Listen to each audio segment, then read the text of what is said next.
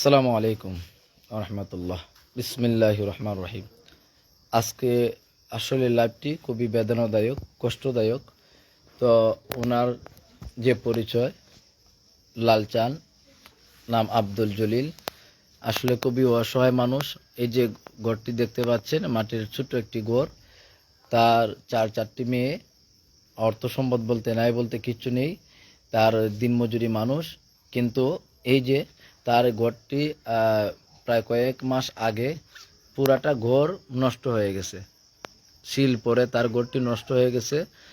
এটার জন্য অনেক দৌড়াদৌড়ি করতেছে, কেউ তার সাহায্যে মানে এখনো আগে আসে নাই। আশ্বাস অনেকে দিছে, কিন্তু আমি আজকে লাইভটি দিচ্ছি, অবশ্যই ইনশাল্লাহ তার একটা সুব্যবস্থা হবে।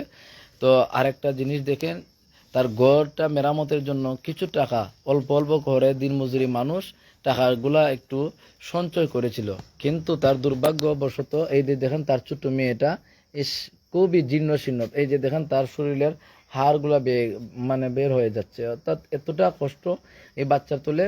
এই দিনমজুরি মানুষ সে 25,000 টাকা খরচ করছে। কত হাজার টাকা গেছে? 25,500 টাকা গেছে। এই যে মেডিকেলে আসছিল, সিলেট মেডিকেল থেকে তার বাচ্চাটা নিয়ে আসছে। মানে খুবই কষ্ট লাগতেছে আসলে। আমরা এখন সামনে নির্বাচন দেখতেছি, তো অনেকে অনেকভাবে দান দক্ষিণা করতেছেন। এটা কি আসলে মানুষ দেখানোর জন্য করতেছেন, নাকি আসলে অসহায় মানুষের পাশে দাঁড়ানোর জন্য সৎ উদ্দেশ্যে করতেছেন?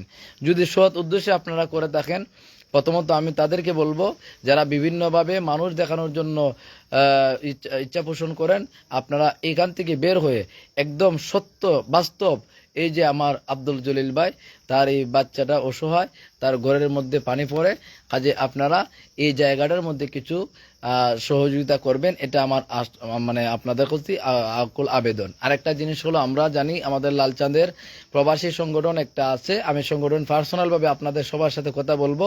সংগঠনের বাইরে যারা আছো, তোমরা যারা বাইরে আছো, আমার রিকোয়েস্ট তোমাদের প্রতি, এই যে অসহায় এই আব্দুল জলিল, ওনার প্রতি তোমরা একটু নজর দাও। কারণ 10 মিলে করি কাজ, হারে জিতে না হিলাজ। এখানের মধ্যে যদি তোমরা সামান্য করে তার পাশে দাঁড়াও, তার ঘর এবং বাচ্চার যে চিকিৎসার একটা সুব্যবস্থা হবে ইনশাআল্লাহ। আমি আশা করব আমার লাইভটি দেখে তোমরা কয়েকদিনের ভিতরে আমাকে একটা আনসার দিবে। ভালো থাকবেন। আর বিশেষ করে ওই আবারও একটা জায়গায় একটু ব্যাক করি, যারা